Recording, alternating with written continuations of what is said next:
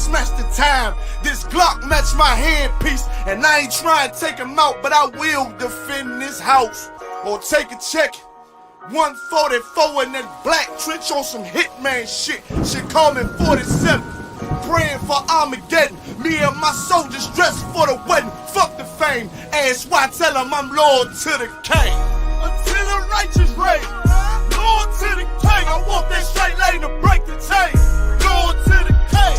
Them devils can't have me, bitch. I'm loyal to the king. That's right. Bring that hot flame, you bitch ain't loyal to the king. Until the righteous reign. Loyal to the king. I want that straight lane to break the chain. Loyal to the king. Them devils can't have me, bitch. I'm loyal to the king. Bring that hot flame, you bitch ain't loyal to the king.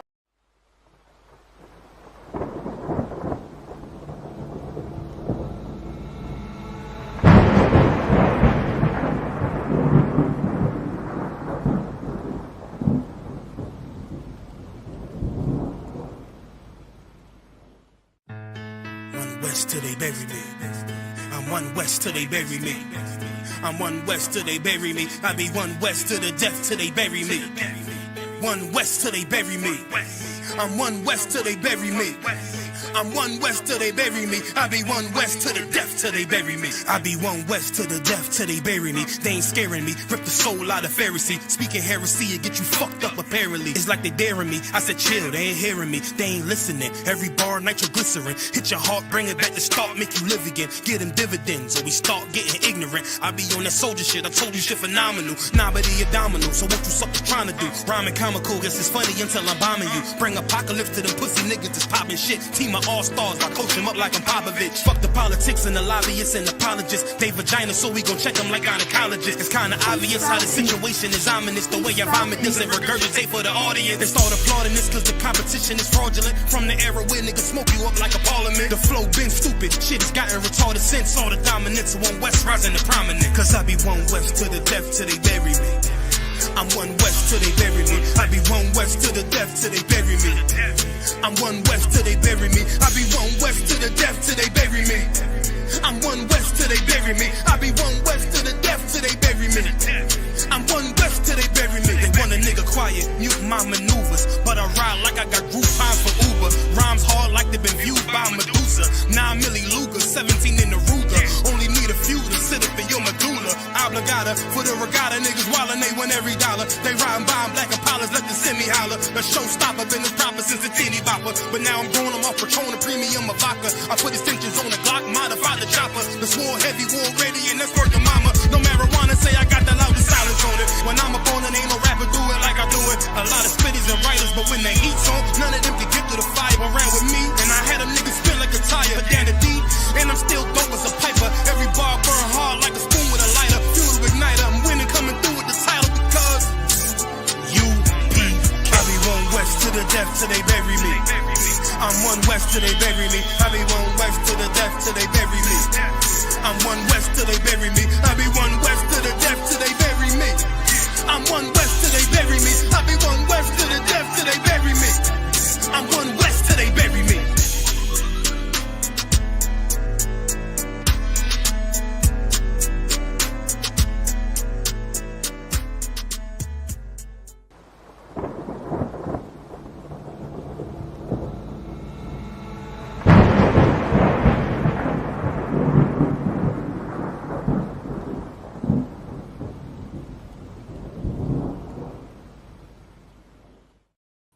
Hey, Shalom Israel, this is the Wednesday night history class. Also remember, check out Commanding Johnny Hanna's radio show, which is 2 a.m. UK time. We have one on Monday, the other one's on Wednesday. 2 a.m. UK time, we have classes here, Monday through Friday. Monday we have the law class, Tuesday the brotherhood, Wednesday the history, Thursday the scripture breakdown, Friday on the Lashon Kodash. We also have, Alban also has a show, Real-Time Revelations, 6 p.m. on Monday, 6 p.m. on Thursday. And we also have on the ends Friday, 9 p.m. Hey, Shalom, Yishmakafar. But because we're running a bit late, I'm going to get straight into my topic. Listen, man, we're going into some of the people's stories of the Windrush scandal, man.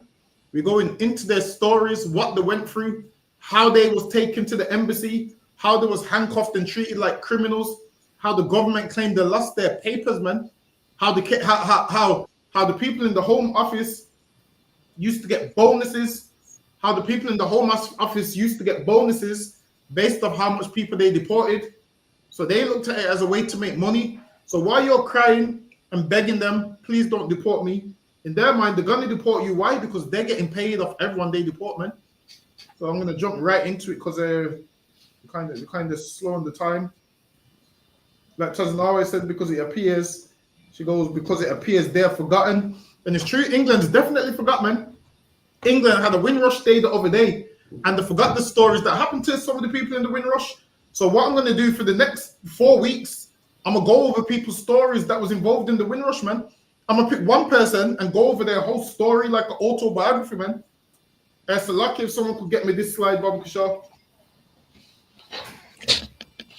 Canada Council.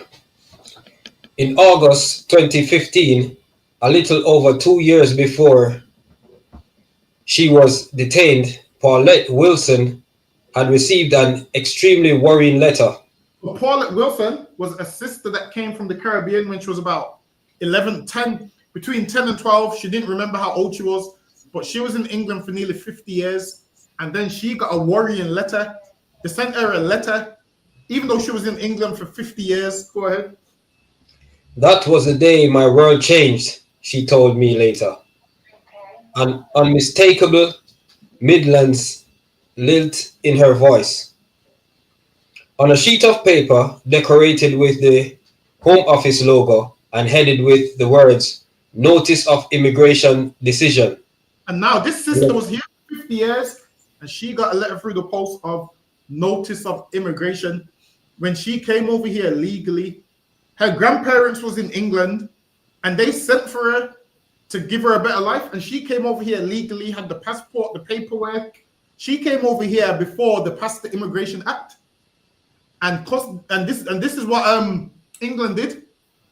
Because they know a lot of people won't have their paperwork for all them years. They said, oh, well, we can't prove you're here before, then you're illegal. And that's what they've done with a lot of them. So lucky, go ahead. The letter stated, Paulette Wilson, you are a person with no leave to enter or remain in the United Kingdom. That's what they said to her. They said, you don't have the right to remain in the United Kingdom. Go ahead. Paulette was alone at her flat in Wolverhampton when she opened it. She skimmed through the document, which was written in clunky and perplexing officialese, to try to understand why she had been sent such a distressing notification. You are specifically considered to be a person who has failed to provide evidence of lawful entry to the United Kingdom. This is what they got to a lot of those black people. They know. They found a loophole and said, you know what? If they can't, we know they're not going to have their first passport from 50 years ago. So if we know they ain't got their passport and we know they ain't got the documentation, we're going to just say, well, you're here unlawfully. That's what they did to a lot of them. Because who keeps their first passport? Now, some of your passports, you lose them over time. Some of your documents, you throw them away over time. If you move in the house, you ain't going to have a piece of paper from 50 years ago. So England found a loophole to deport black people. And that was the loophole they used. They said, oh, well, you can't prove that you was here 50 years ago. Even though we've been here from 50 years ago and worked in jobs and had national insurance numbers. They don't care about those documents. They just want you out of England. So what do they do? They ignore your pleas and your cries. And these people pleading and crying, especially this sister here. So lucky, go ahead. Cut it on concept. Therefore, you are liable for removal. This was followed by a warning in alarming capitals, liability for removal. And now they said liability for removal. So now they sent her a letter like she's a criminal, like she's overstayed her stay. Meanwhile, her whole life has been lived in England because she came over when she was between the ages of 10 and 12. Now, at this time they sent her the letter, she's like 61 years old. She's 61 years old at the time that they sent her this letter. So okay, go ahead. If you do not leave the United Kingdom as required, you will be liable to enforced removal to Jamaica. It's like the one. They said you be liable for enforced removal to Jamaica. And how are they going to send her to Jamaica when she don't have no surviving family in Jamaica? She don't know anybody from Jamaica. But she's lived in England for 15 years.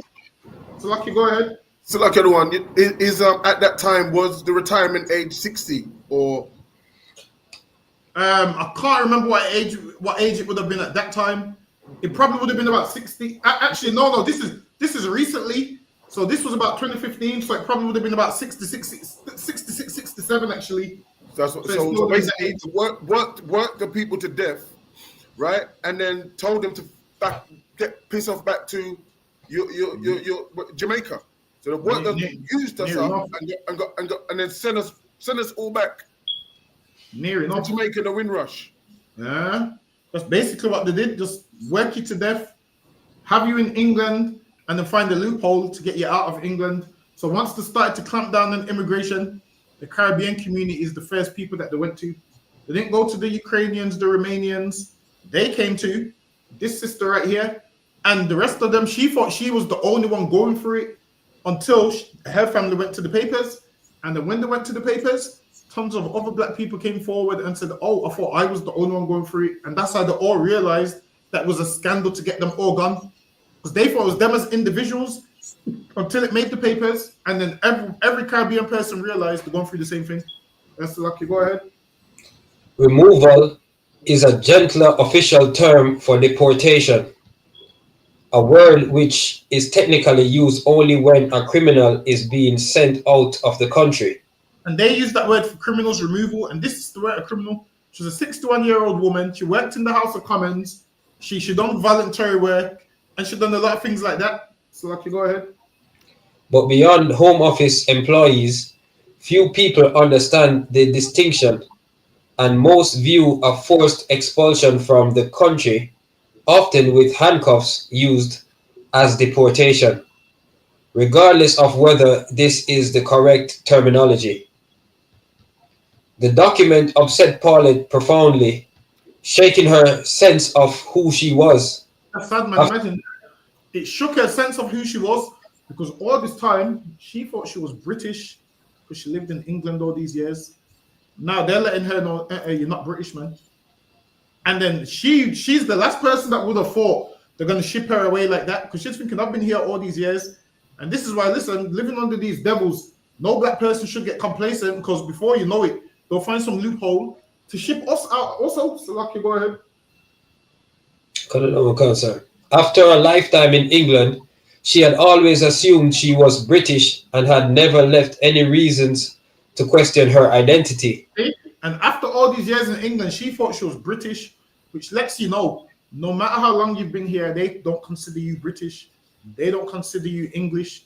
This is why every time there's black people in the news, what do they say? Deport them. Even though they're born here, the comments will say deport them. Our country's turned into this and that. Because why? No matter what, they don't consider you English or British. Right. Even though you're born here, even though you try and speak like them and behave like them, right, they don't consider you one of them. So, Lucky, go ahead. This sudden official challenge to her status was horrific. Yes, so Lucky, Hacky, and let me get this slide. As it was surprising, it made me feel like I didn't exist.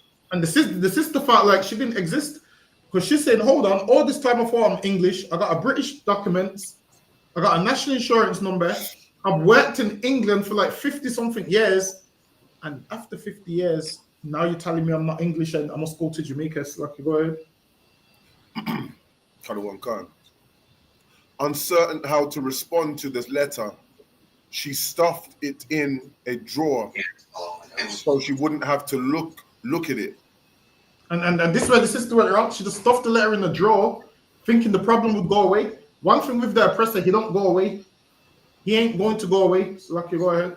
Hiding it alongside another mystifying notification she had received the week before from the Department for Work and Pensions, which stated that she was no longer entitled to any financial support because of her status. And now, imagine this. She worked all them years, and now they've sent her this letter, and now they're telling her she can't get no financial support, meaning she can't get her pension, man. That pension that she worked for, she can no longer get her pension. She can no longer get money. So if you can't get money, guess what that means? You can't pay for food, man. You can't pay your rent. You can't pay for anything. This sister was a law-abiding citizen that worked all them years. She should be entitled to a state pension. They stopped her from getting a pension, man. Imagine you get stopped from getting a pension. How are you supposed to survive? You can't, man. You're going to be homeless. You can't get no food. All of those things. So, Lucky, go ahead. Kalawan Khan. She mentioned the letters to no one. Actually, hold on. Hold on. So, Lucky, go up. I think you missed it. Read that part again, the pension. Kalawan Khan.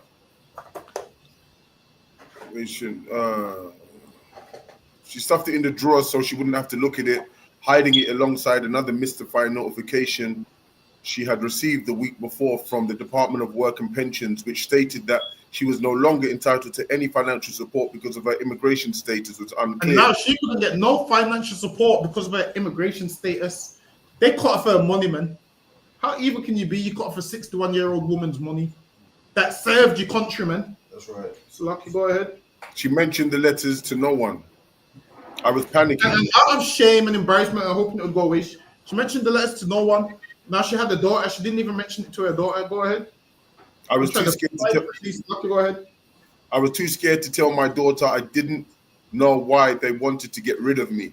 And this is the mother speaking. Now, at 61 years old, you don't really use your wits about you, but the certain elements that you can't grasp, certain things you can't grasp. No 61-year-old woman should go through this stress, man. That's Lucky, go ahead. In the days that followed, Paulette's 39-year-old daughter, Natalie noticed that her mother was behaving extremely oddly. Normally very bubbly and cheerful, Paulette had withdrawn into herself.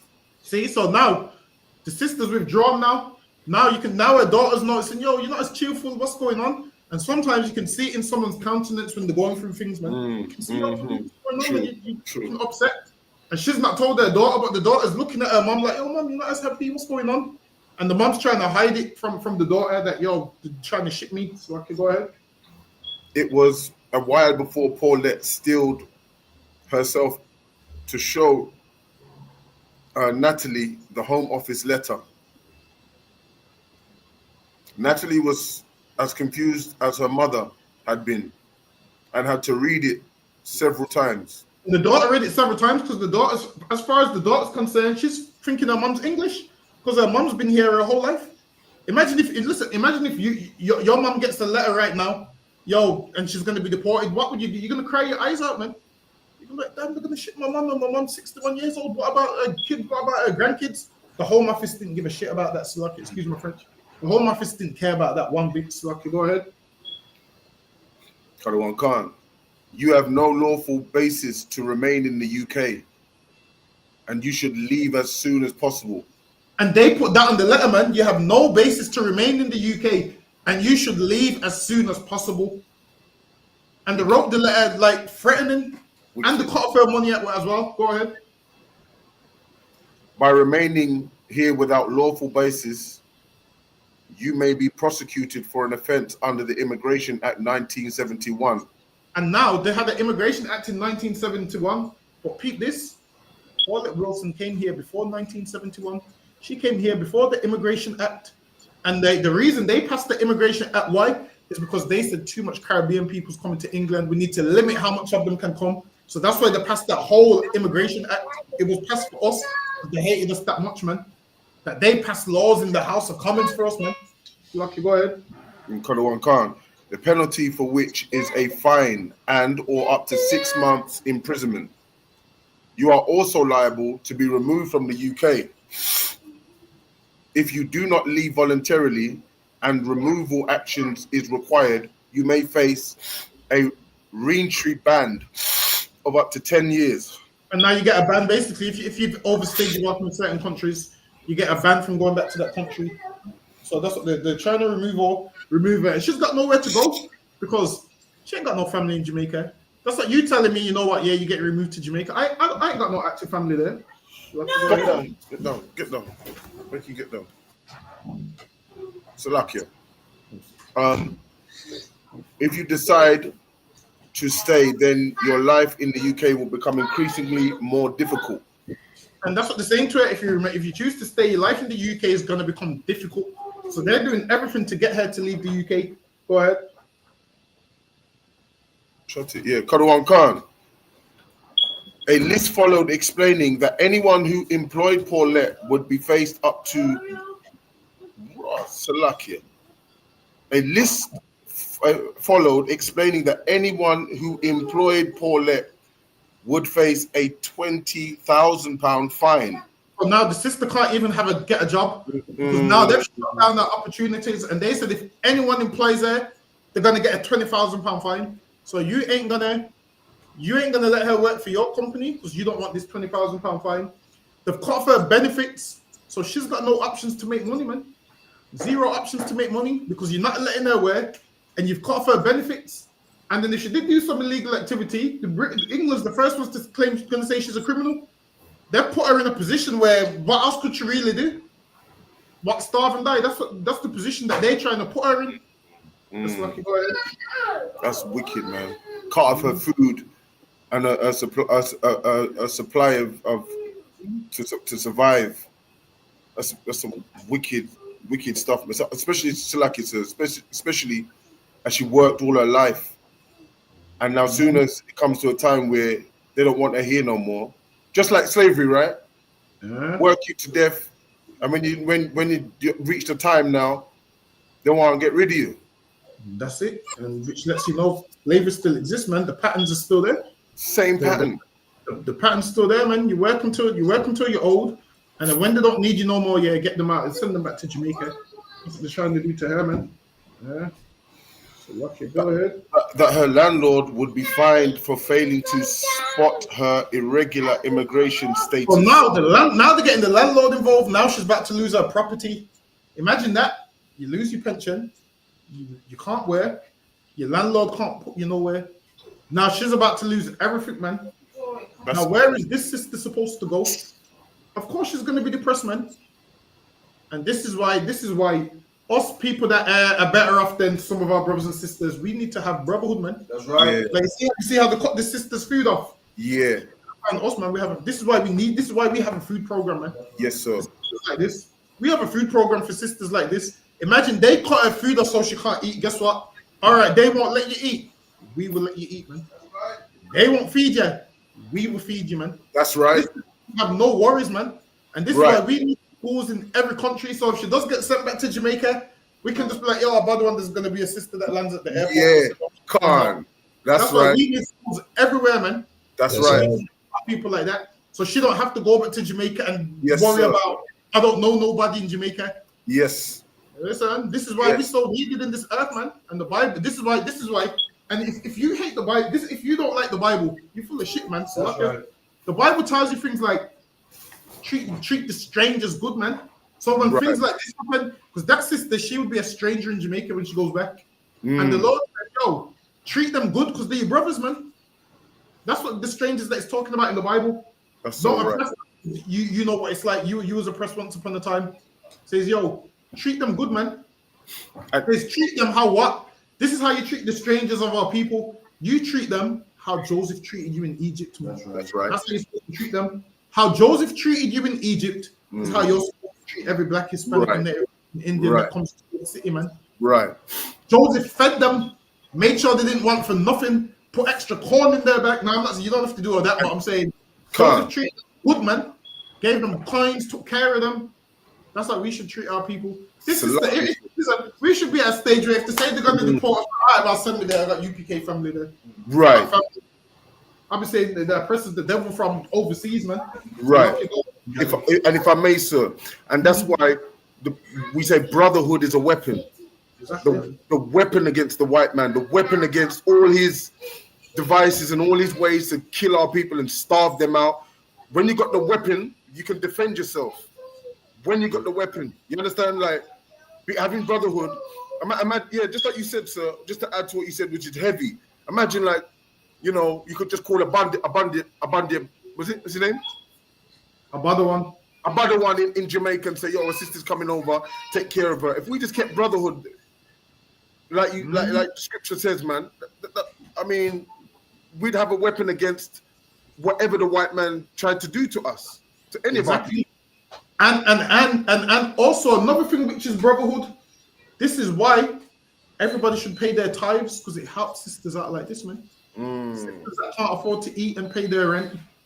Those things goes to that. It goes to the helping this nation, man. It helps this. It helps the nation. It helps us do the work for this nation. That's what it does. You being a selfish bastard, not paying your tithes, you like brotherhood, man. Every time you're not paying your tithes and not paying what you're supposed to, just think about this sister right here that lost everything and was about to starve to death, man. While you're sitting there with your 10% that you refuse to give. So Lucky, go ahead. And to Lucky, if I may just add as well to that, and also you're breaking a law that is in the Bible that God told you to do. 10% is all He's asking for you to give. You know what I mean? He's not asking for your whole damn paycheck. He's just asking you to the simple requirement, 10 damn percent. Exactly. And that's a law that they're breaking if they don't pay it. You're right. Exactly. So Lucky, go ahead. Cut one calm. And that she should be charged for NHS treatment. And now they're charging her for NHS treatment, man. These times, black people built the NHS, man. That's right. Imagine this. Now, black people built the NHS, and now they've cut off all their benefits, and now they're charging for NHS treatment. And this is why so much of that Windrush generation that had cancer, the nurses didn't take care of them, man. Meanwhile, they'll take care of a Ukrainian or Romanian that came here illegally. But black people can't get treated on the NHS. So, Lucky, go ahead. Cut Khan.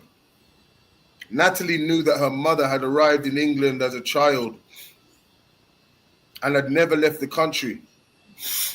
But her first instinct was to feel annoyed with Paulette for having failed to be upfront with her. So now the daughter's upset, like, yo, why didn't you tell me? And I get it, the mom don't want to tell you because she don't want to stress you out and she's scared herself. And the daughter's upset because she's thinking, yo, mom, you should have told me, man. We can find that they must be doing something wrong. So the daughter wholeheartedly believes, like, yo, nah, they've got it wrong. This letter must be for somebody else and not you. So Lucky, go ahead. Khan.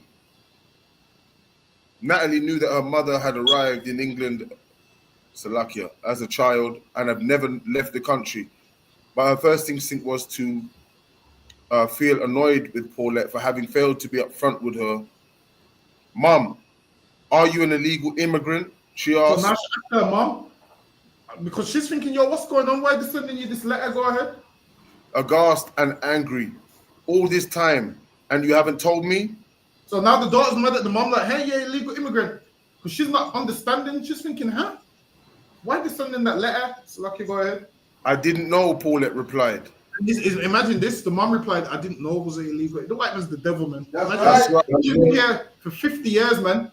So much that she sees a letter. Based off this letter, all this time, she thought she was legal here. And they've sent her a letter. And after 50 years, they're telling her she's an illegal immigrant. After 50 years, man. Listen, after 50 years, that now they're telling her she's an illegal immigrant. And this is why we say that oppressor's the devil, man. We don't call them the devil because the color of their skin. We call them the devil because they do things like this. That's right. I mean, he wakes up after 50 years and now tells her she's an illegal immigrant. So Lucky Ben Yamin, if you could get me this one. Start from the top, Salakia. Go ahead. Confusion convinced Natalie that this was as shocking and new to Paulette as it was to her. So now imagine the daughter's thinking, so mom, did you know? And this is as new to the mom as it is to the daughter. Go ahead. Initially, all Natalie was able to understand was that Paulette needed to start making regular trips to a home office reporting center 24 miles away in Solihull. Listen, this is local, man. These Windrush cases is local. She had to start reporting to the home, to the immigration center. Go ahead. She had already missed one appointment, after which another terrifying letter arrived informing her that she was liable to detention and that Imagine if that. she Missed an appointment and they said she's liable for detention, meaning they're about to lock this 61-year-old woman up, man. Before they deport you, they lock you up.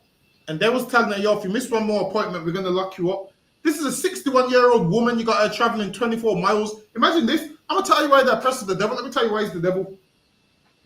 All right, it's told her she can't get a job. She can't get benefits.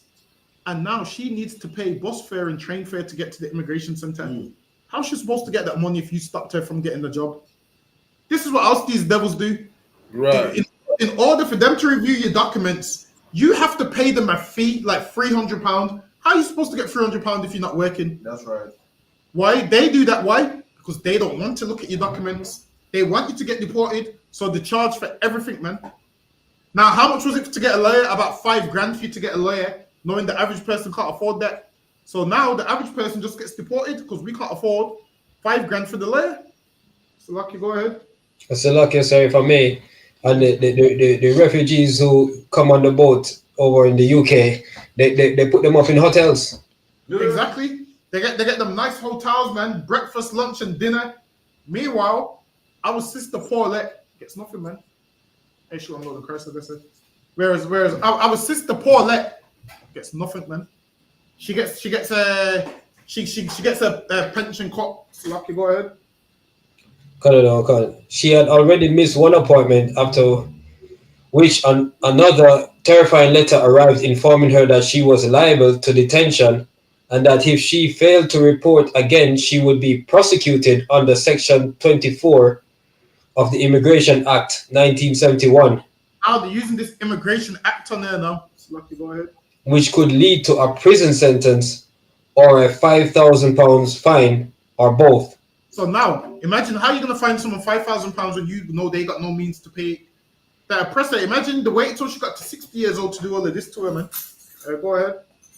The Home Office letters were written in deliberately frightening language, and I was startled by their menacing tone when Paulette showed them to me during our first meeting in November 2017. She had been released from Yarlswood a few weeks earlier. And Yarlswood is what? A detention center. They put this 61-year-old black woman in a detention center, which is like a prison, man. They put her in a prison and gave her prison clothes. And they was going to deport her. And it was their fault, man. They was going to deport her wrongfully. Go ahead. She had been released from Yarlswood a few weeks earlier after a last-minute intervention by her MP. And now there's an MP that intervened, so that's why they didn't deport her. But guess why this MP intervened? I'm going to tell you why this white devil MP intervened. Because they was going to go to the papers, and the MP wrote to the Home Office and said, yo, you don't want this media attention, just let her out. She didn't do it because of the kindness of her heart. They done it because they didn't want the media attention that came with it. So anytime our oppressor does anything, to go to the papers, man. You go to the papers, let the world know how evil England is. That's right. You go to the papers and let the world know. Let the world see what the world don't think happens. So Lucky, go ahead. But she had been told that she was still facing deportation. I was shocked by the Home Office's decision to imprison a grandmother who had spent a lifetime in the UK. Not there. They imprisoned a grandmother, man. She's a grandma, man, 61 years old. Listen, man, England is disgusting, man. That's England right. is disgusting. They imprisoned a grandma who is 61 years old. Just think of your grandma being in the immigration center. Listen, I got a grandma that came from Jamaica, man. But obviously, my grandma passed away years ago, but this could have been my grandma, man. This could have been my granddad that gave their life and soul to England, to them be treated like this in their old age. In their old age, man. Just think of every old Caribbean woman you see that pulls the trolley and they're just so cute and innocent that you see. They're just so cute and innocent, and they're just going about their day. Obviously, they believe in the wrong religion, but they're just old, and you just want to give them a hug because you know what they've gone through. Yeah. And he wants to throw them in prison, man. Our elderly that we see and we say good morning to. That's right. And we feel sorry for them and be like, oh, bless them, man. This man just throws them in jail at 61 years old and couldn't care less. That's like No regard for the young and no regard for the old, sir. Exactly. That's exactly what this devil does, man. He don't care about the old and he don't care about the young. So, okay, go ahead. and to terrify her with such disturbing warnings. And they terrify them with disturbing warnings. Of course, this is going to make you upset and scared and depressed. You're an old lady and you're going to get. Imagine this. Now, if they send you back to Jamaica when you're young, you can go, find work and do stuff. But what work are you going to find at 61 years old? Who are you going to stay with at 61 years old? Who's going to take you in at 61 years old? There's not really much you can really do. You're just going back there, and when you go back there, you're just waiting to die at this stage. That's lucky. Go ahead. From the moment I heard about her treatment, it was clear that a terrible mistake had been made. But I struggled to understand how such a serious error could have happened. Why Home Office staff were persisting in threatening her with removal. I couldn't understand why the Home Office is persisting on threatening her with removal. So like could get me that one. it's like the one. Like we were saying earlier, this is the modern day slavery, right? So not having chains on our feet anymore or on our necks, but this is the kind of chain that we're talking about. How would you name that chain right there, other one? Because they got us by. I would just name this as the oppressors, the devil, man. I would name this as every treaty he makes, he breaks every last one of them. That's what I'd say. The Bible says he puts his hand forth with people who ain't even got an issue with him, man. And all their treaties, they break every single one. Every single treaty they make with people, they break. The Native Americans went through it, and the Benjamin Shaw went through it, man. Everything that he said, yeah, we're gonna do this, he done none of it, man. And now the power's been given to him. He uses his power to oppress us with it, man.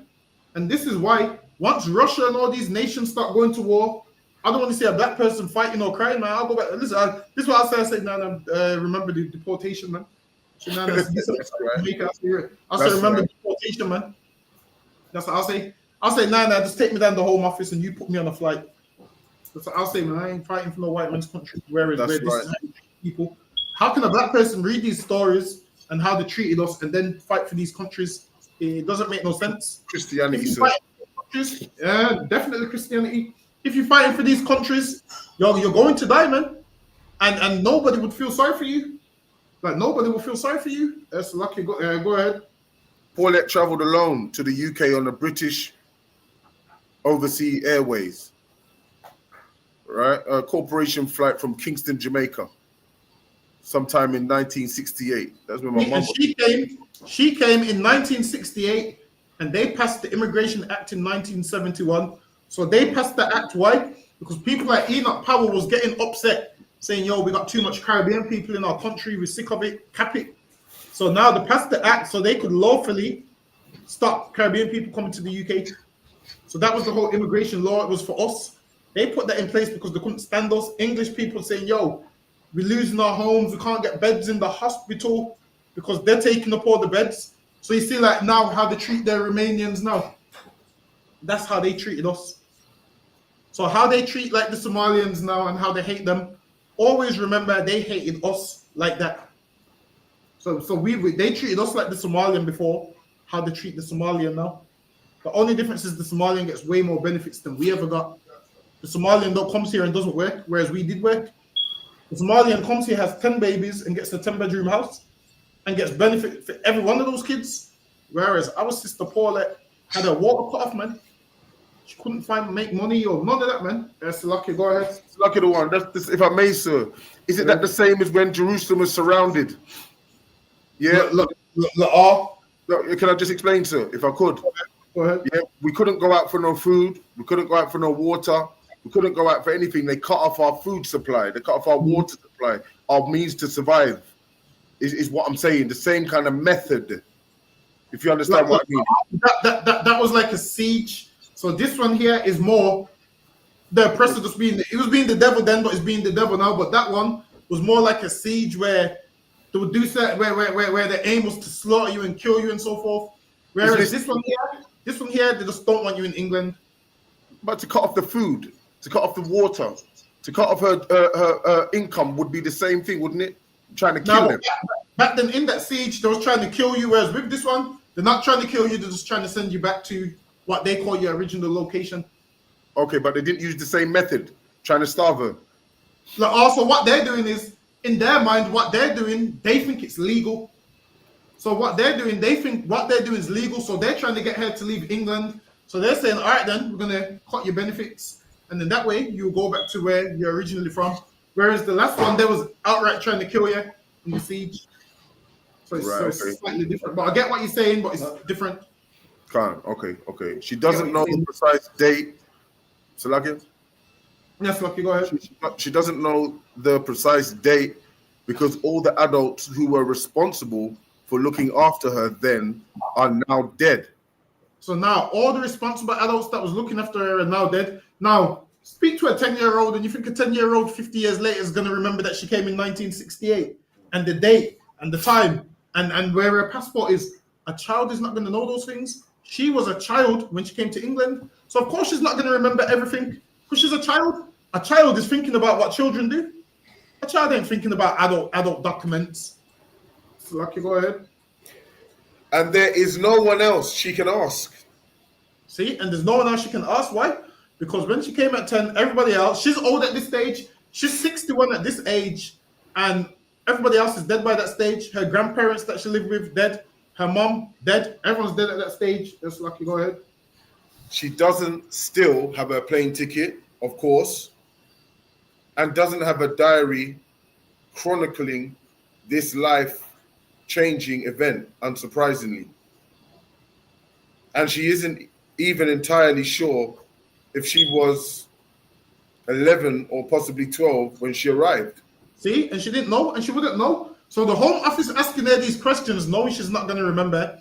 They waited all these years, knowing the people that brought them over is going to be dead, and these children ain't going to have the answers to their questions because they ain't going to have the documents. There was children at the time.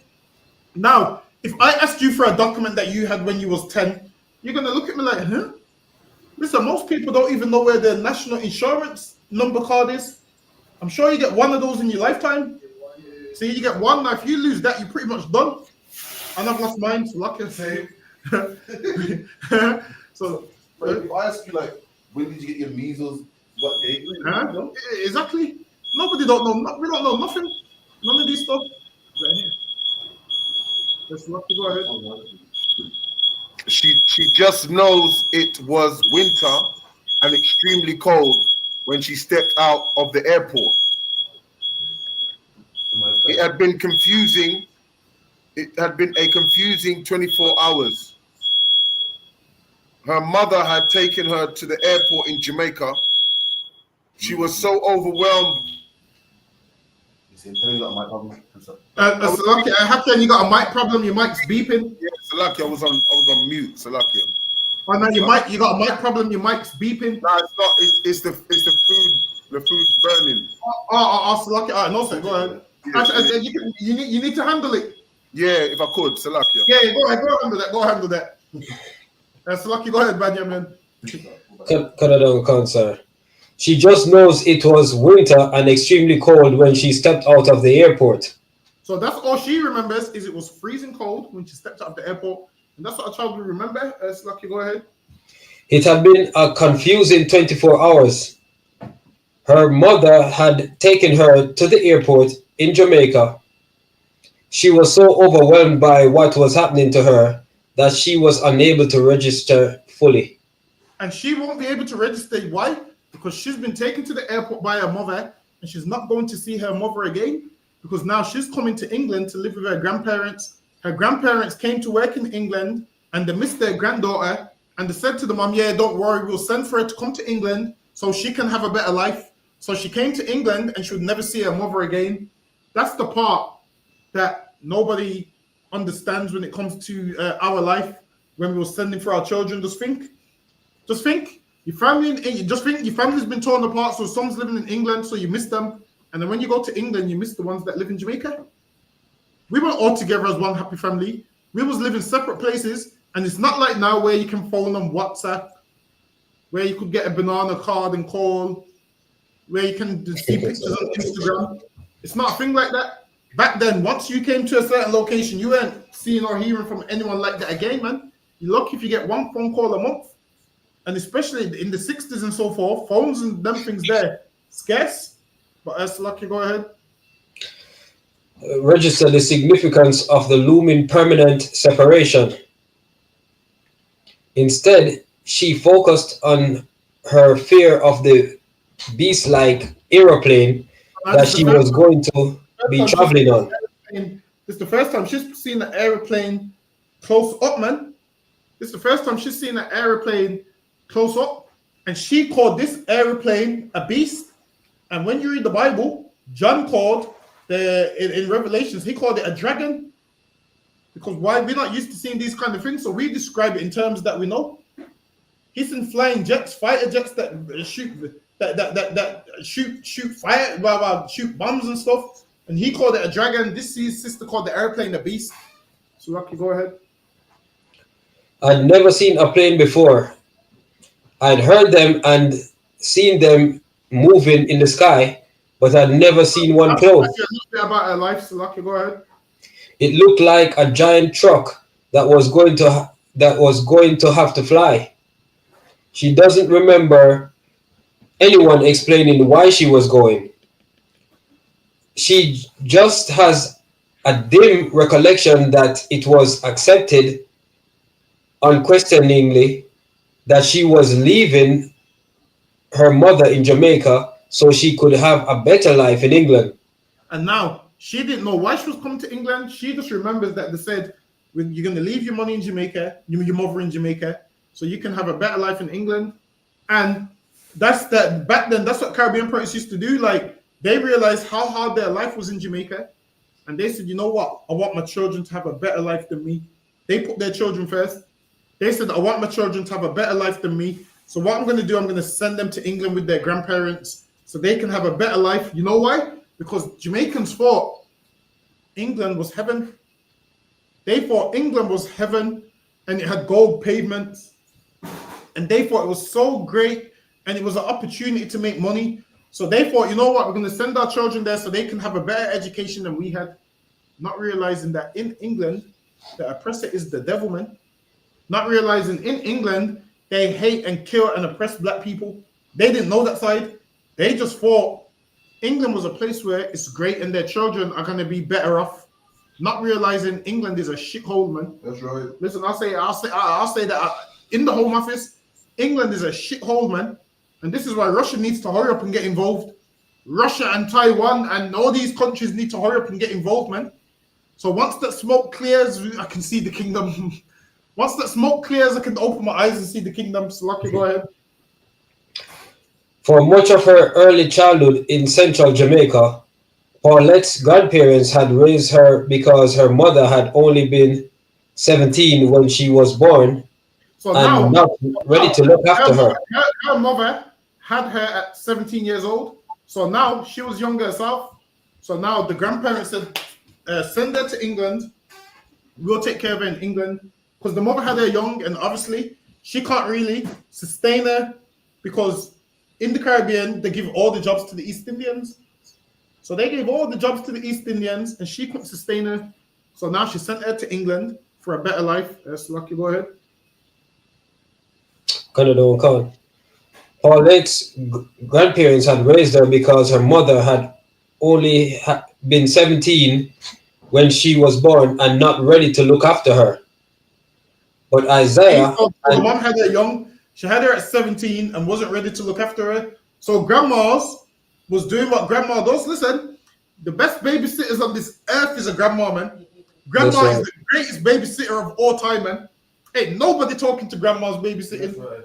Listen, grandma will give a 3-month-old baby cornmeal porridge, man, and the baby survives. Listen, listen, them Caribbean grandmas. Listen, have you ever seen a better babysitter than the Caribbean grandma? Never, man. Yeah. You ain't gonna get a better babysitter than that. Them grandmas is loving, nurturing. So Lucky, go ahead. Some of the methods is crazy when they hang the baby upside down and stretch them by the neck. You still all of that, right, Benjamin? Cancer.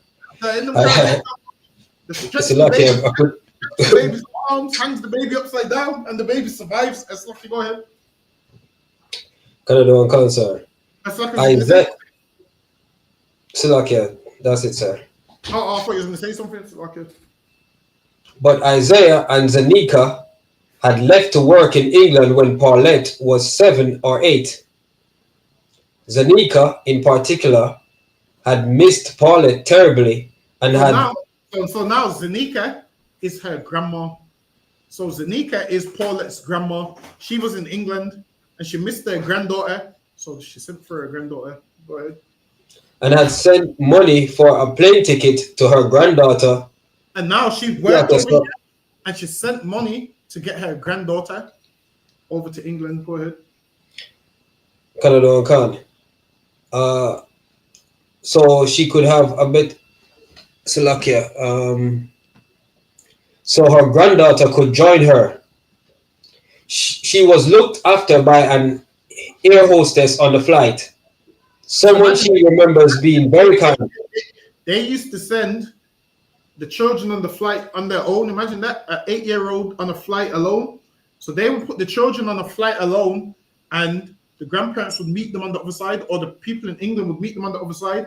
That's scary, man. Listen, I got a daughter that's 7 and an 8-year-old son, and to put them on a plane alone. Benjamin, imagine you got to put your child on a plane alone, and you're not going to see them again. That's scary, man. That's right. That right there is scary. Imagine you put your 7-year-old child on a flight alone, man. That's scary. So lucky, go ahead. Canada and Khan, sir.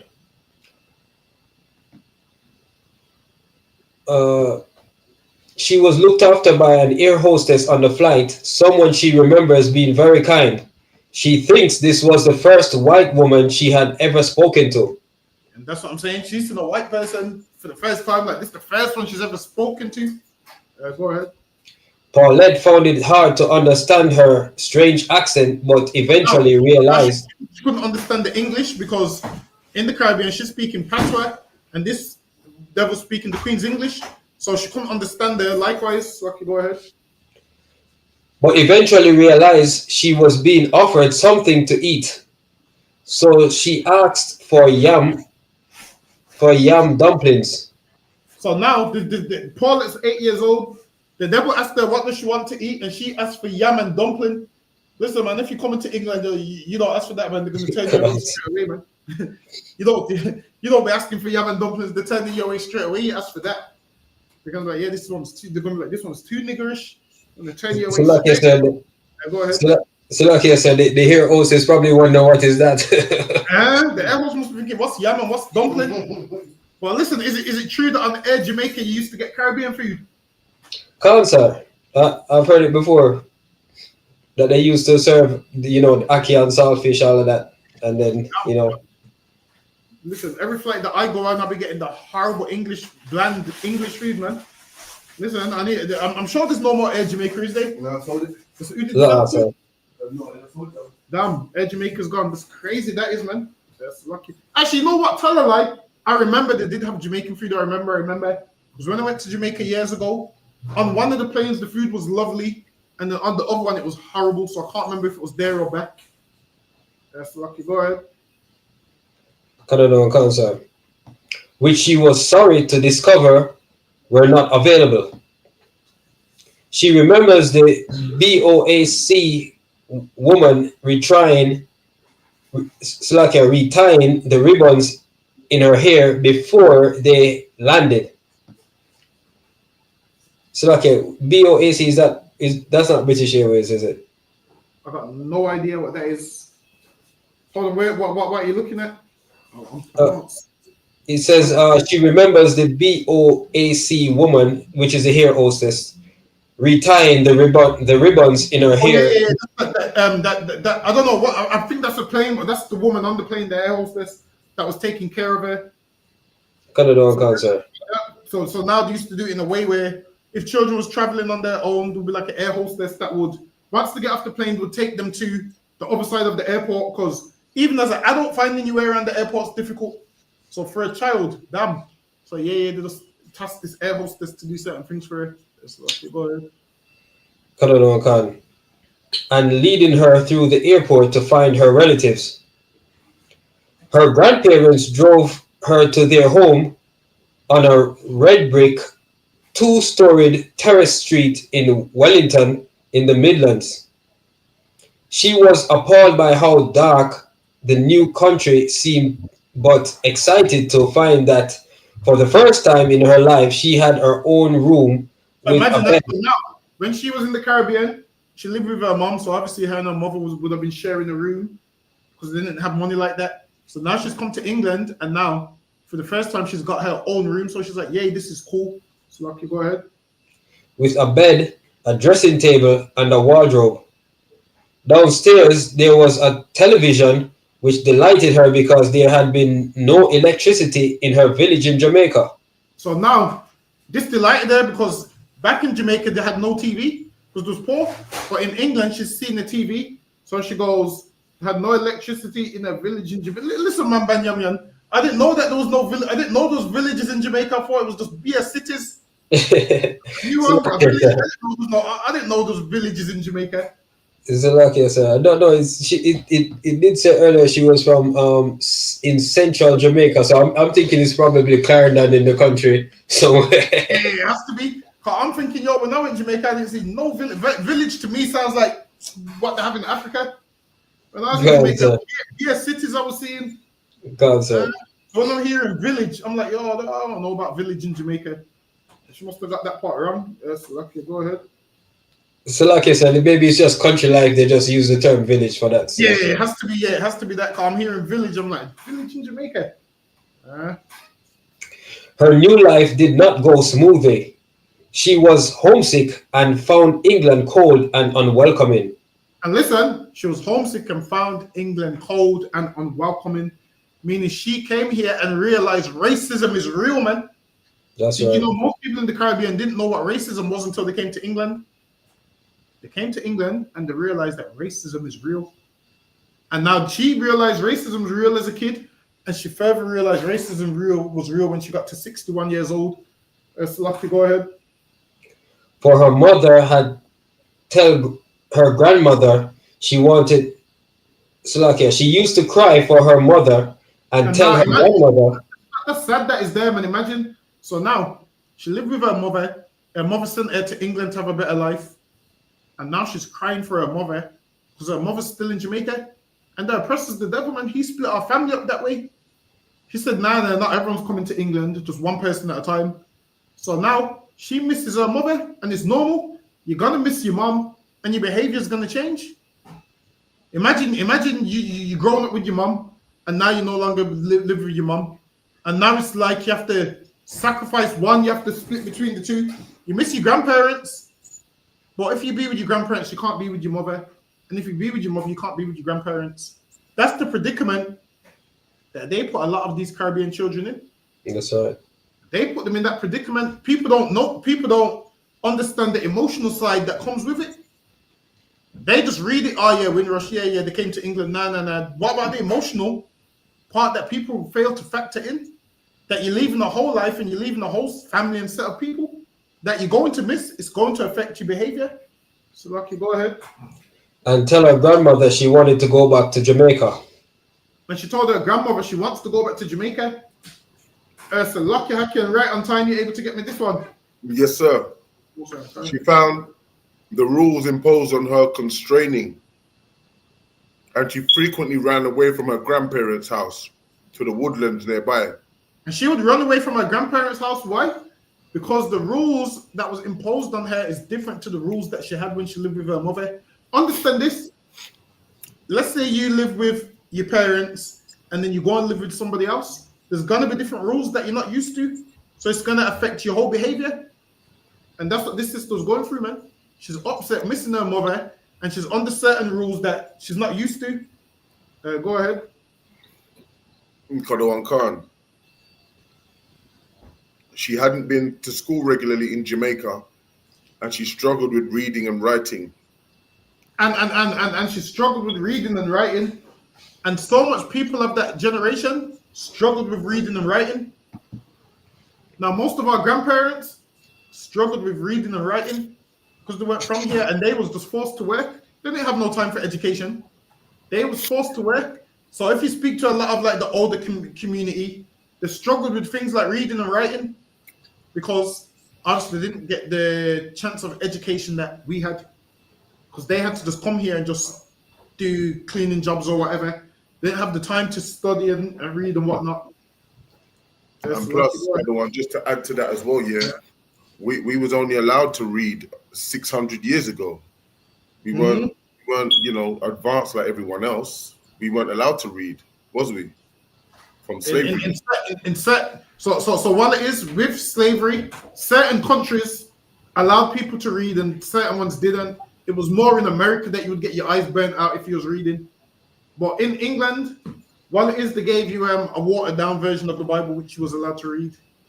So they was more allowed to read certain things. But in certain countries like America, they would burn your eyes out. Yeah. In Jamaica, like, you could leave the plantation with it. Yeah. So slavery is everywhere you go. It's a little different. So certain countries, they deal with you a little bit different. In the Caribbean, they're more called, I wouldn't say freedom, but they could read to some degree. That's lucky. Go ahead. Okay, calm. She quickly began to rebel. Her grandmother, who was working long hours as an NHS midwife. So now her grandma was working long hours as an NHS midwife. Her grandma was delivering white babies for white people to then turn around and call her a nigger man. So go ahead. Felt unable to cope. And so Paulette was sent to live with her foster family. Imagine that, man.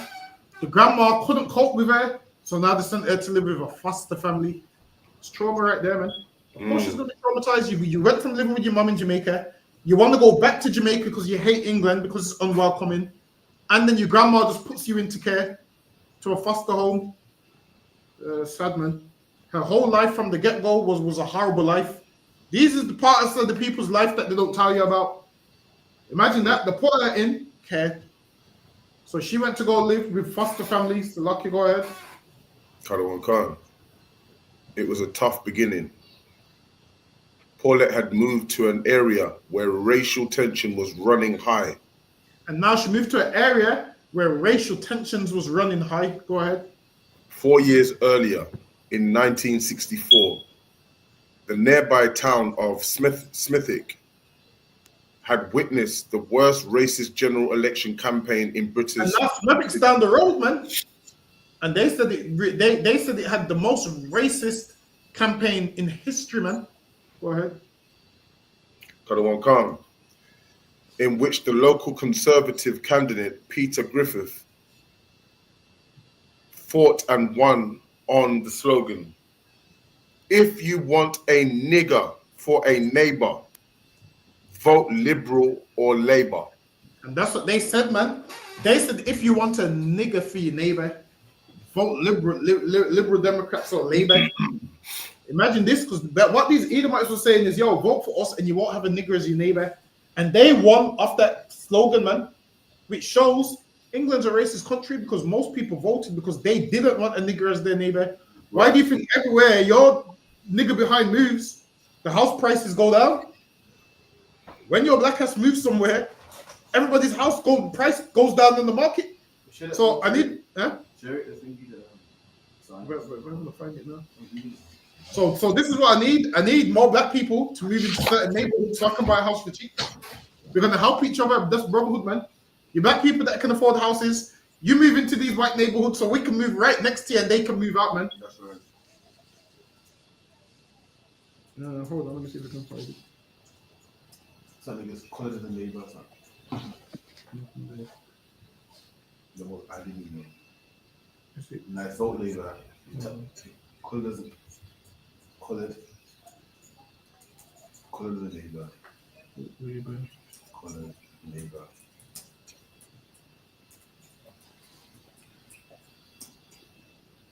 There it is. First one. All right, so this is the sign right here. Hold on, bear with me. This is it. Face the facts. If you desire a collard for your neighbor, vote Labour. If you are already burdened with one, vote Tory. So what they're trying to say is there's too much niggas in this country and we're sick of them. If you're burdened with them, vote for Tory. And they said if you desire a collard for your neighbor, vote Labour. So now they're mocking Labour, and guess what? Labour was a racist party anyway. All of them was racist parties anyway. All of them politicians was racist. They said if you desire a colour for your neighbour, vote for Labour. Hold on, bear with me. Salaki, go ahead, Hakan. Kadawan Khan. Paulette had moved to an area to ensure a nearby smooth general election campaign. Right. Okay. The American civil rights activist Malcolm X traveled to the town in 1965, just 9 days before he was assassinated, because he had heard disturbing reports of the way Black and Asian residents were being treated. Listen, man, Malcolm X, if he came for the black people, I'd be like, yeah, cool. But don't come for the Asians, man. He came because of the way they was being treated. So he came to, speak to them 9 days before he was assassinated. Salaki, go ahead. He visited one street where some locals were calling on the council to make housing available to white families only. See, people forget this racism that happened in England. They wanted housing for white families only. So do you know how hard it was for black people to get houses? Hard for black people to get houses, man. So much that there was some black men that set up black houses, man. They started building houses for black families. They started building houses and renting out houses for black families. Didn't they burn that down though? Nah. So now they started building houses for black families, and the oppressor don't like that, man. So what did the oppressor do? They make deposits on the houses so high that black people can't afford to get the deposit. So now you would go to the bank and you would say, can I have this deposit to buy the house? Because you have to get a deposit from the bank to buy a house. And the white man would say, we can't give you a deposit. So they wouldn't give you a deposit, so you couldn't buy a house, man. They wouldn't give you the deposit, so you couldn't buy a house, so you could keep on renting. So now you see, because black people couldn't get a deposit from the bank, tons of Caribbean people came together and set up a thing called the partner, and that's the origin of the partner. I didn't know that, They came together and said, you won't give us a loan from the bank.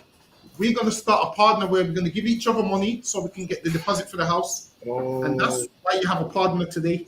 That's the breakdown on a partner. Most niggas don't listen. Come to UPK for the breakdown. You can find out the breakdown on a partner, man. Listen, so like say that again. Like the one right up until today. I remember when my nan was alive, bless her soul. The man used to come to the door, and I didn't know what it was. She said the partner. She got to go and pay the partner, or I think she might have to pay £10 or something. She had to pay £20. I can't remember. I think she had to pay something to him or write something down, and I didn't know that's where it come from. Right until this, I didn't even know. I didn't even know partner. Right. That's where it comes from. Wow. So they say for that reason. Wow. Black people set that up. Yes. Wow, I didn't even know that. So they call it partner. I think partner is meant to be partner. I'm sure it's meant to be partner, but you know how black people talk. That just shows her the one. When we come together, we can do something together. Exactly. Oppression makes us do things together, man. You don't want to give us a loan for the house? Well, F you, devil, we'll set up a partner. That's right. And so it worked. And it worked until some people started to rob the partner, man. Oh, that's disrespect. Everyone would know, the partner man's walking around with such and such his hand today. That's what they call it. They call it a hand. Such and such is getting his hand today. So now, niggas being niggas would wait and rob the partner, man. So now everybody's money's gone. So now all the people in the partner would have to come around and be like, yo, did you put your hand in it? Did you rub it yourself? And that comes from oppression and a lack of brotherhood. But with this partner, guess what? The deposit that they didn't want to give us, we could all set up our own deposit with the partner. Listen, man, I'm gonna ask Captain Mashak, can I run a partner just to keep the culture alive? I'm asking, can we do a UPK partner just to keep it alive? Yeah. We just put in a little £20 or £10 a week. That might work. One person, someone gets their hand, and you get me. I'm gonna see if we can run it like that. Yeah, that would be heavy. Run a little partner to remind us of the things of where we're coming from. And the scripture that come to my mind with that one is, gather yourselves together, O nation not desired. Listen, Haki, and you know what came to my mind? You doing the TikTok on the pod, Mr. Lucky. All right, then no sir. Cuddle one can't, sir. Will do, sir. That came to my mind. I'm gonna need the TikTok. I'm gonna need the TikTok on the pod, man. Cuddle one can't, sir. Cuddle one What's that, can't. guys? Listen, if that don't get some views, I don't know. Yeah, Most people don't know the origin of the pod, man. Can't. I didn't know that, but I'll hit you up afterwards if you want. Yeah, man. I'll get that done, sir. Listen, that's the countries. For real. I'm trying to give it the name Partner. So, Lucky, go ahead. Cuddle one can't, sir. He visited one street where some of the locals were calling on the council to make housing available for white families only. In the year 1968, the year Paula flew to England, the Conservative Shadow Health Minister Enoch Powell delivered his Rivers of Blood speech on the 20th of April, dwelling in an agitated detail on the arrival of West Indian children like So her. now, Enoch Powell was mad at the arrival of these West Indian children. Like, they hate black people so much that to see you arriving in their country, they just hated it, man. They just hated the simple fact that you're arriving in their country. Hated it, man. So much that Enoch Powell's making all these racist speeches about it. That's Lucky, go ahead. Cuddle one can't, sir. West Indian children like her in the constituency of Wolverhampton South, which he represented. Wolverhampton down the road, man. Lucky, go ahead. It almost passes belief that at this moment, 20 or 30 additional immigrant children are arriving from overseas in Wolverhampton alone every week. So he was mad that black children, 30 of them, was arriving alone in Wolverhampton every week. And he's mad saying, yo, why are we letting all these black people into England? That's Lucky Banyamin, if you could get me this one. He claimed that residents had found their wives unable to obtain hospital beds in childbirth. Now, Enoch Powell's lying now. He's saying that, these Edomites' wives can't get hospital beds because these black people are taking up all the space and so forth. And these times, you got the East Indians rinsing the NHS service right now, man. Rinsing it. Nothing wrong with them. They just go to the doctors because the board. They go to the doctors because the board. And they demand at us. Whereas, what you find is black people hardly go to hospital. Black people are afraid to go to hospital. Listen, black people are so afraid that something's wrong with them and they'd rather not know. They'll be like, yo, as long as I don't know, I can't deal with the stress. That's right. We ain't taking up no hospital beds like they say. Yes, Lucky, go ahead. Their children unable to obtain school places. Their homes and neighborhoods. Children can't obtain school spaces.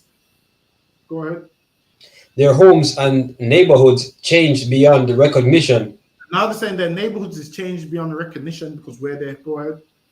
Their plans and prospects for the future defeated. Those whom the gods wish to destroy, they first make mad. He continued, we must be mad, literally mad. Yes, Lucky, go ahead. Lucky, go ahead. As a nation to be permitting the annual inflow of some 50,000 dependents who are for the most part the material of the future growth of the immigrant descended population. It is like watching a nation busily engaged in helping its own funeral prayer. And he said that, man. He goes, yo, letting all these people in, we killing our nation, man. We might as well arrange our funerals if we're going to be letting all these black folks come in. Go ahead. He described how his constituents were being followed down the streets by immigrant children. Yeah, that's a lie, man. Now they're trying to say black children was following white people down the street. And you do know that's a lie. They spread these lies to make us seem like animals. And what you'll find out is black children would never do that. You know why? Because the black parents were so afraid of the oppressor that they told their children, stay away, man. Right. The oppressor was burning their houses down, attacking them. So why the hell would black children be brave enough to follow an oppressor down the street, man? That never happened. What you find that if they was killing us, why would we follow them down the street when we know that they're killing us? Which lets you know they're liars, man. So Lucky, go ahead. charming, wide grinning Pekingese. They cannot speak English. And that's what they said about us. Pickening is they cannot speak English. So now they're making he's using all of this to get us out of the country. Go ahead. An opinion poll conducted by Gallup indicated that 74% of the population supported his repatriation proposals. 74% supported what Enoch Powell said. 74% of English people hated you, black men. 74%, which is almost three quarters of the population. 3/4 of the population hated black people. 3/4 of the population didn't want you here. Understand that those people that didn't want you here, they have children, man. And their children is police officers today. Their children is lawyers and judges today. Meanwhile, your children couldn't be lawyers and judges because they made sure black people wasn't allowed to learn a trade. In the early 1900s, black people weren't allowed to learn a trade. And that's why when people say, oh, you black people, you're talking about the past. Listen, man, we weren't allowed to learn the trade. So obviously you devils are going to have all the houses and we ain't going to have the houses. Because we were stopped from learning the trade. It was illegal for a black man to learn the trade. So we could only do rubbish jobs. And then you brought all the houses. And then once you brought enough houses, then you allowed us to learn the trade so that only a few of us can buy houses and the rest of us have to rent off you devils, man. Let Russia drop them bombs on your beautiful houses. That's right. Let Russia come down with all the with all Right. the bombs and everything, man. Let Russia destroy everything that's been built, man. Come on, Putin, man. Get to work, man. Get to work, man. The Lord's putting their hooks in and he's turning them around. The Lord's hardening their heart like he hardened Pharaoh's, man. Is that Bible prophecy, sir, with Russia obliterating America? Russia's a big player in the game. So you got a ton of countries, Russia, Iran, all of them countries, China, North Korea. Yes, sir. All of them about to get involved, man. They're all going down to that valley. But so lucky, let me stay on topic with this one. I don't want to get too far off topic. Come on. So lucky, go ahead. Local journalists tried in vain to find the families Powell said had difficulties getting school places So now, or hospital treatment. imagine this. Journalists tried to find the families that Enoch Powell said can't get into schools, that can't go to hospital, and they couldn't find the families that which showed they lied. Imagine the journalists said, all right then, so you want these people out of England because they're taking up hospital beds and they're taking up housing from these people. And then they said, all right, well, where's the people whose houses they're taking? Where's the people who can't get a bed in the hospital? The journalists tried to find the people and they couldn't find the people, which lets you know the oppressor lied. They just didn't want us in England. Lucky, go ahead. The Conservative leader, Ted Heath, swiftly sacked Powell from his shadow ministerial position. Say that again. Salakia, sir. The Conservative leader, Ted Heath, swiftly sacked Powell from his shadow ministerial position. So now they sacked Enoch Powell because what you got to remember is after World War I and World War II, countries didn't want to appear racist because every country was looking at them in a certain way. So now they had to sack Enoch Powell, but they didn't want to sack him. But they had to because they didn't want everybody else to view them as racist and so forth. They didn't want to sack him, but they have to follow the book. Go ahead. But his words had enormous impact. Paulette remembers people at school telling her, Enoch Powell is the greatest. See? And when she was a child in school, kids was telling her Enoch Powell is the greatest. Whereas our kids don't know about racism, but white people's kids know about Enoch Powell. Our kids don't know about racism, but their kids know that Enoch Powell's the greatest. So, Lucky, go ahead. There were only 2 black children at Princess Street Primary School, and her skin color and hair were the subject of enduring interest. And listen, man, when people say to us, oh, you're like a racist, no, you're racist, man. Enoch Powell's racist. Actually, I'm going to give you one for England's racist, man. Right. Don't tell us that we're racist. England's racist, man. Nobody can't ever tell me that England's not racist. Don't let me pull out all the books, man. Listen, we got the books on how England treated Caribbean people. Right. Listen, if I went to camp and read that book alone, every white man owes the school a boot kiss, man. That's right. He owes his Caribbean feet a boot kiss, man. That's what he owes, man. His Caribbean feet that's done so much miles, man. Girls the Mabuki. Lucky, go ahead. Canada can't. There were only 2 black children at Princess Street Primary School, and her skin color and her hair were the subject of enduring interest. Other pupils would occasionally call her names Black Sambo. You Imagine go this. back to Africa and In England, they would call her Black Sambo and they'll tell her go back to Africa. And this is how you know white people are so ignorant, because she came from Jamaica. She came from Jamaica, and this is why we believe we're African, because the oppressor's so dumb. When people came from Jamaica and the oppressor's like, where are you from? They'll say Jamaican. He'll say, oh, where's that in Africa? You dummy, it's not in Africa, man. The oppressor makes it like he's so smart and doesn't know geography, man. Now, they would call her names. They would call her Monkey and Sambo and tell her go back to Africa. So, like, go ahead. Canada can't, sir. You go back to Africa and swing in the trees, you monkey. See? She dealt with it. If you've ever watched the old English movie, this is how they speak. If you ever watched an old English video, they speak like this freely. So can you imagine? Can you imagine how our people would have had mental health? Their mental health would have been through the roof, man, because they're dealing with all this and they got no outlet. Imagine the people that are being racist to you. You can't phone the police. There's nothing you can do. You got no outlet. After a while, you would start not liking to be being black. Meanwhile, them look like monkey. Salakia. Like you would start to not like being black. You'd be like, you know what? Nah, this being black thing is getting me too much insults, man. I'd rather be white. So what happens when you have your children? You try and teach your children to speak as white as possible. You try and teach your children to do everything as white as possible. Listen, man. Thank God I found the UPK, because I'm gonna be as black as possible. That's right. Man. That's I'm gonna right. be as black and niggerish as could be, man. I'm gonna eat chicken everywhere I go. You're gonna smell my Caribbean food everywhere I go. I'm gonna speak black everywhere I go. I'm gonna have gold teeth and speak black and do what black people do, man. I ain't gonna act white because you want me to act white. I ain't gonna do what white people do because you want me to do what white people do. Listen, forget all that. Allow all of that, man. I'm gonna be a black man everywhere I go. So lucky go, and whoever don't like it, let them try and stop it. So lucky, go ahead. She dealt with it fiercely. I pushed them, she said. I didn't know who Enoch Powell was.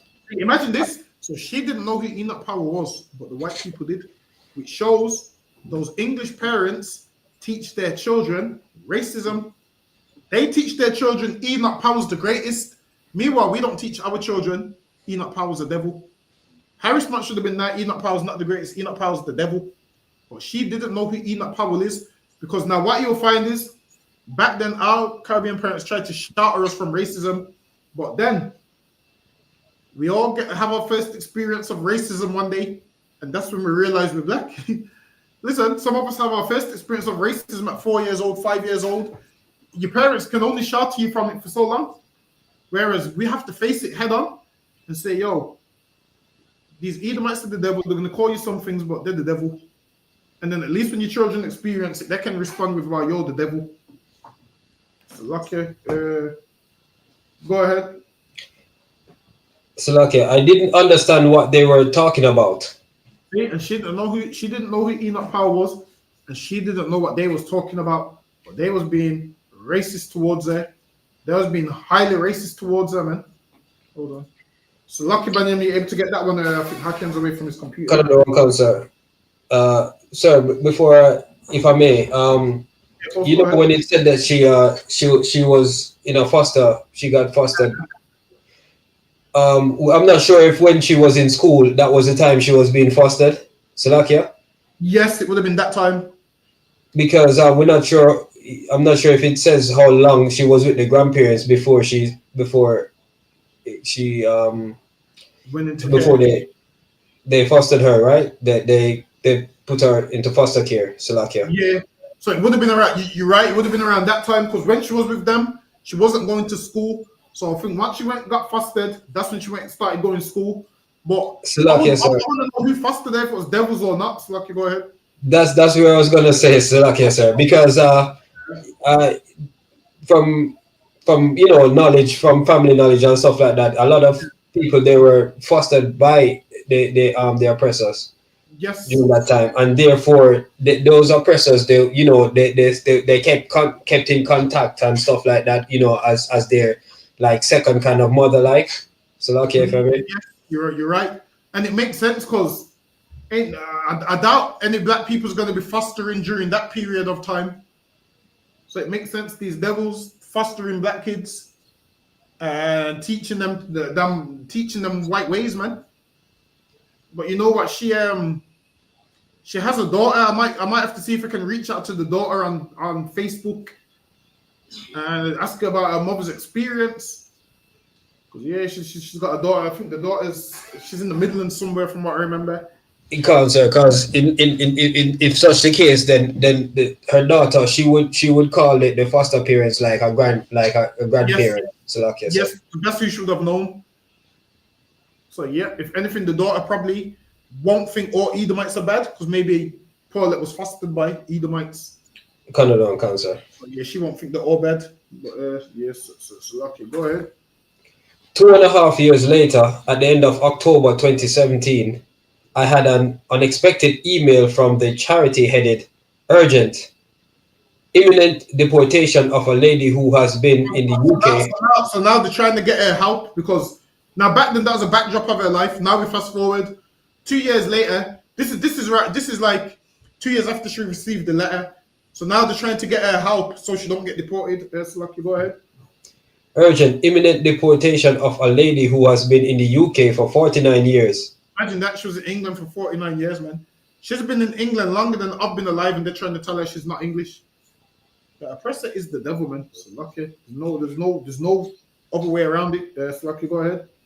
The email asks if I could look at a very urgent case of a deportation that we are hoping to prevent.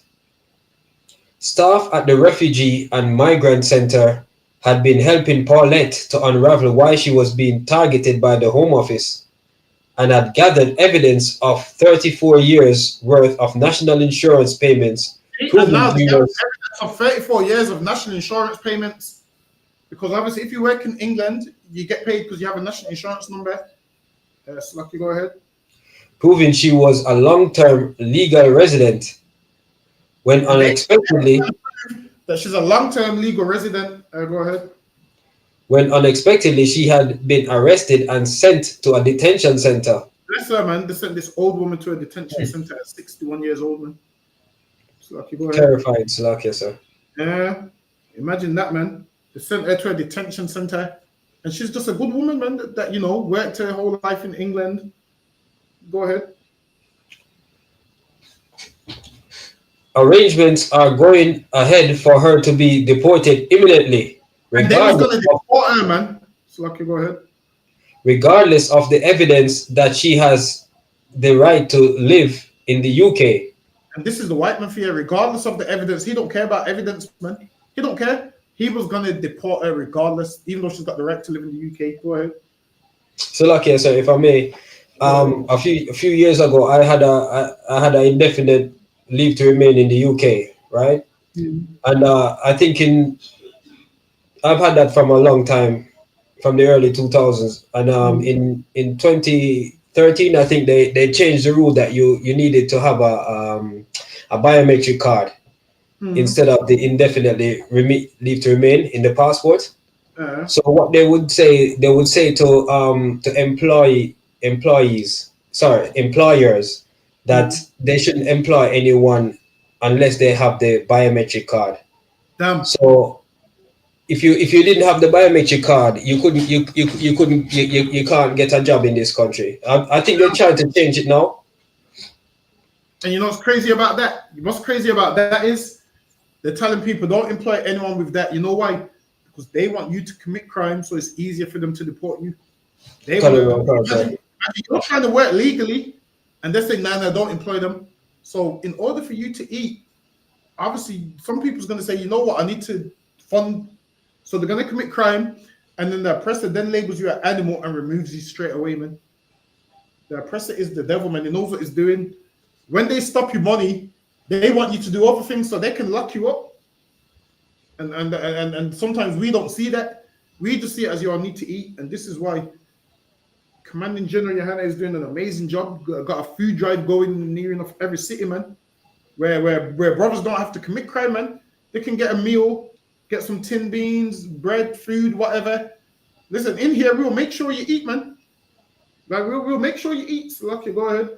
So okay, sir. So if I could just quickly explain what happened. So Yeah, of course, go so ahead. I'd worked for a company shortly, and they had said that I couldn't continue because I didn't have the biometric card. So they had owed me some money. So I was trying to get the money off them. So what I produced all my insurance, the letter from the Home Office saying that I have the right to work in the country, everything like that. But it still wasn't enough.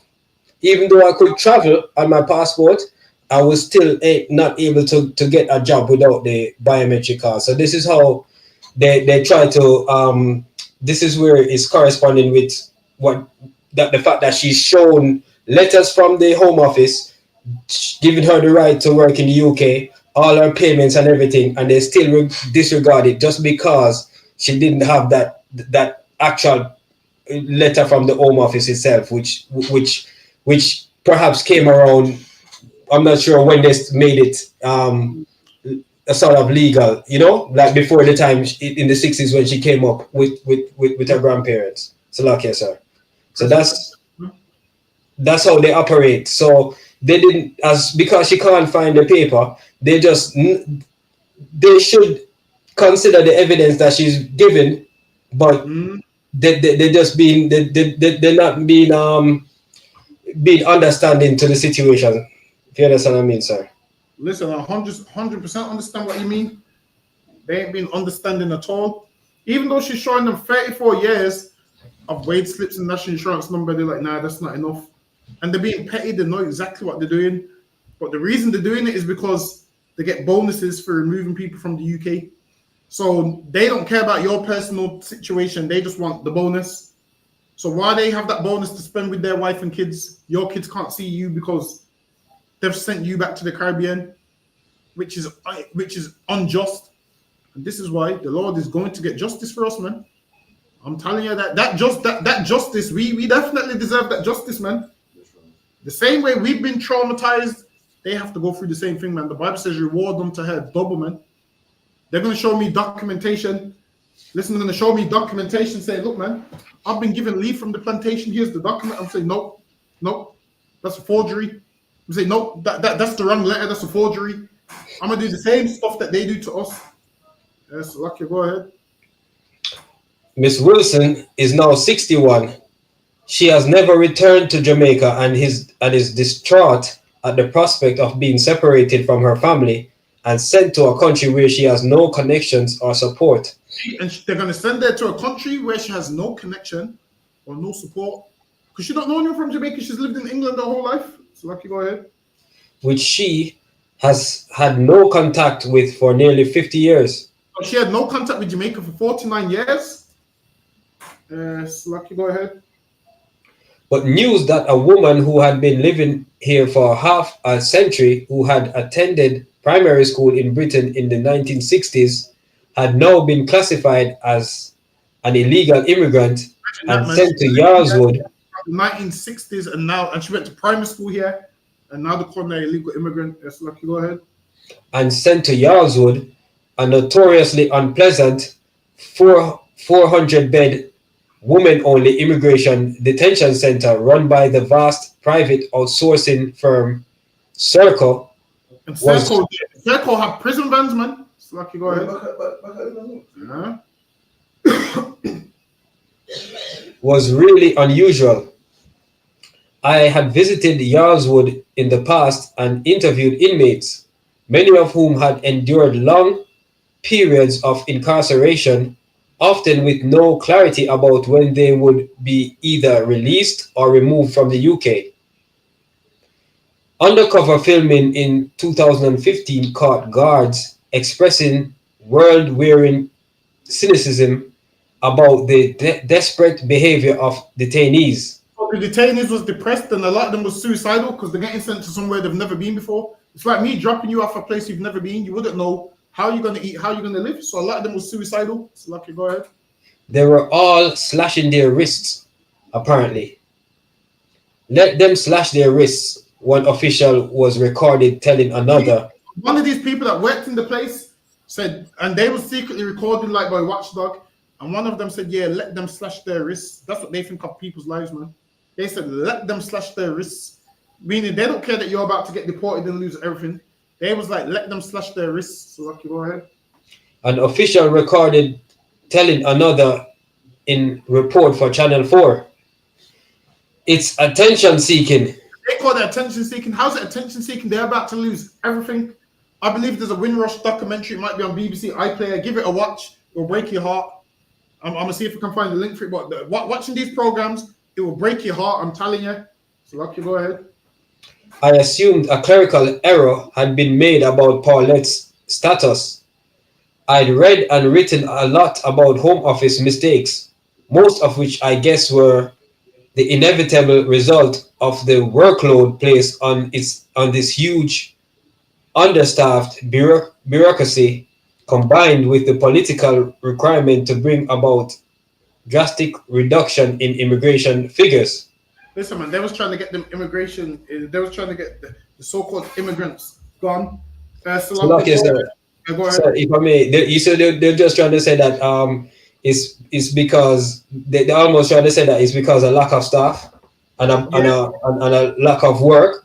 But surely they can't just see some. As I said, some people will get their immigration status granted, and others get declined. So they're definitely racist when it comes to it, and not just a matter of the workload itself. So, Lucky, sir. It's actually not exactly what they're doing. As Lucky, how can you able to get this one for me? Karawan Khan, sir. Once Paulette had lost her state benefits and was no longer allowed to work in the UK, Natalie had to pay for her to rent a spare room in a neighbor's flat. So now the mother lost her job, her house, and her daughter had to pay for her to rent a room in a neighbor's flat, man. She had to pay for her to rent a room. Listen, man, you try to do that to my parents, we're all going back to one room. We're going back to one room like back in the days, man. You ain't gonna have. Listen. Imagine the devil tried to put her mom out, man. So now the daughter's having to help her mom, and the daughter ain't even got money like that. So, Lucky, go ahead. Khan. Natalie was also buying her mother's food and other things she needed. And the daughter was buying food for the mom also, because if the mom ain't got no money, she can't survive, she can't eat. So the daughter's taking care of her mom, buying food and everything. Go ahead. Which was difficult because her own job as a dinner lady was part-time and not particularly well paid. And the daughter was only a dinner lady, and for a dinner lady, you only work about what, 16 hours a week? You probably work about what? Lunch was an hour, right? Yeah, for another hour. Yeah, you work about what, probably 10 hours a week, if that. So now imagine this, she's working about 10 hours a week as a dinner lady, and now she has to take care of her mom as well, because they stopped their mom's money, man. And now they're both hungry, they both can't eat because there's not enough money for everybody, man. Because the daughter also had a daughter. Lucky, go ahead. Karawan Khan. And not particularly well paid, and she was a single mother, bringing up a teenage daughter who needed dance lessons and school trips. Listen, you'll have to cut them dance lessons out, so Lucky. You'll have to say to the kid, you're gonna have to put them dance lessons on hold because grandma, get me. But then, as a grandma, the grandma wouldn't want to do that because she feels like she's a burden. Whereas, don't feel like you're a burden. Feel like the white man's the devil. That's how you should feel. Don't feel like a burden. Feel like the white man's the devil. That's how you should feel. Feel like that. Instead of you feeling like a burden, feel like the oppressor's the devil, man. I feel like that every single day. And it gets me through life. It gets me through life. Everything that every mishap in my life, the oppressor's the devil, man. It gets me through life, man. So Lucky, go ahead. For the 2.5 years when they were trying to sort out Paulette's problems, Natalie stopped buying clothes for herself. There were times when I went without eating, Natalie said. So the daughter couldn't afford clothes for herself. Why? Because she has to use money to pay her mother's rent for her mother to stay in a spare room. And there was times that the mother went without eating, man. Listen, man, Paulette Wilson, you didn't have to go without eating. In the ISUPK, we have a food drive and we love black people, man. You'll never be a burden, man. You can come here and you get a plate of food You can get tins, containers, napkins, the whole lot, man. If you're black or Hispanic, don't ever go a night without eating, without calling the school, man. That's right. Don't ever do that. Well, why do you think we got the food drive for? With the answer to your prayers, man. You're praying to God for food, and your prayers is being answered by the UP. That prayer that you prayed to God is being answered by the men of God. You're praying for food, and the Lord saying, well, you do know, I have a school on 394 Lodge Road, and you're refusing to come to that school. What are you praying for? You're refusing to get what you prayed for. I mean, you could just come to the school and get a bag of food, man. It's lucky. Go ahead. And they shouldn't let pride, Salakia, get in the way of coming to get the food, because a lot of our people got pride, man. They don't want to come in, but they shouldn't have pride when it comes to them, clothes and food. Eat the food and survive and live rather than die. Exactly. We're all poor. We're all broke. Why are you gonna have pride when I'm broke just like you and poor just like you, man? Listen, man, we're poor and broke, man. Who cares? Ain't the end of the world. Ain't a crime to be poor. Ain't no crime to be poor. Listen, man. There's some righteous men that are poor, man. Ain't no crime to be poor. You think Christ was rich? Why you think Christ was a billionaire? Nah, man. It's lucky. Go ahead. My mum wasn't eating properly. Sometimes. Yeah, and guess why she's not eating properly? Stress. And this is a 61-year-old woman. This is bad for her health, man. Imagine having that stress in your 60s. Go ahead. So it's lucky. So you're telling me they didn't think about this, and that he's gonna stress her out and add, when when you add stress to your life, it's gonna kill you. Stress can kill you. Exactly. My mum wasn't eating properly. Sometimes she went for days without eating. The train ticket to Solihull, is that up your ends? Solihull. Yeah. Cost £8.80 each, which was another chunk out of Natalie's income. See, and imagine this, to stop the woman's money, and she couldn't even afford the train ticket, and they didn't care how she got the money, just get to the immigration center. So this was more money out of her daughter's income. Lucky, go ahead. Kadawan Khan. So Lucky, what year was that other one, if I may? This year would have been about 2017, between 2015 and 2017. Oh, right. Calm. All right. Which was another chunk out of Natalie's income. Paulette felt unhappy at having to rely on her daughter for help. See, and she felt, because this is a mum where she usually doesn't have to rely on her daughter because she works, she gets a pension. Now she had to rely on her daughter for help. And some people feel like, yo, I'm their parent, I shouldn't be relying on them for certain things. So some parents feel funny about asking for certain things. But listen, man, don't feel funny, man. You took care of us when we was young, man. It's gonna help you. Right. You are parents. We love our parents, man. You think we can let you starve and go hungry? No, we're gonna help you out. Lucky, go ahead. Kadawan Khan. And I didn't like asking her. Sometimes I'd say, Salaki, hold on. Paulette felt unhappy at having to rely on her daughter for help. I didn't like asking her. Sometimes I'd say, babes, I'm hungry. And she would be cross that I hadn't asked before, I thought. Exactly, man. So she would go hungry sometimes and she wouldn't eat because she didn't want to bother her daughter. So Lucky, go ahead. I thought I can't keep asking her for money. See, and this is how she felt, like I can't keep asking her for money. And England put her in this position, man. So Lucky, go ahead. Kadawan Khan. The more Paulette told me, the more I felt troubled by her treatment. And I feel troubled by her treatment also, man. So I'm going to pray to the Lord that something happens to these oppressors, man. Right. I'm going to pray to the Lord because I feel troubled by how they treated us. So Lucky, go ahead. What was particularly upsetting was the unflinching refusal of immigration staff to believe her consistent account that she had been in the UK for a lifetime. They're calling her a liar, man. She's telling them she's been in the UK for a lifetime. They're calling her a liar and not believing her words. So lucky we didn't even get halfway through. We'll finish off her story next week. Then we will go into the another brother's story. But clap it up, you're up on the time. Clap it up. It's a heavy class. Appreciate it. Most and Chris. Cut it on, come. So lucky, Haki, and you can call. Also, we'll be here tomorrow, 7 p.m. till 9. Scripture breakdown. Friday, the last one, Padash on the end, Sabbath service, Lord of our camp. That's what we got going on for the rest of the week. All right, Hakeem, you can call it. Everyone for rocking with us today. Yeah, for the class as well, so I appreciate it. Men of Israel, Madian. Amadim Shabbat, Amadim, Barak, Yahweh Bashim, Yahweh Hashem and Shabakafam. Yajamata. Is there any sisters in the class, sir? La'a. Class dismissed. Alright, for one again, Hakim and Benjamin will be here with part 2 next week. Alright, I'm gonna hit you up by the one, yeah? Yeah, no, sir. Alright, Come on. But no, but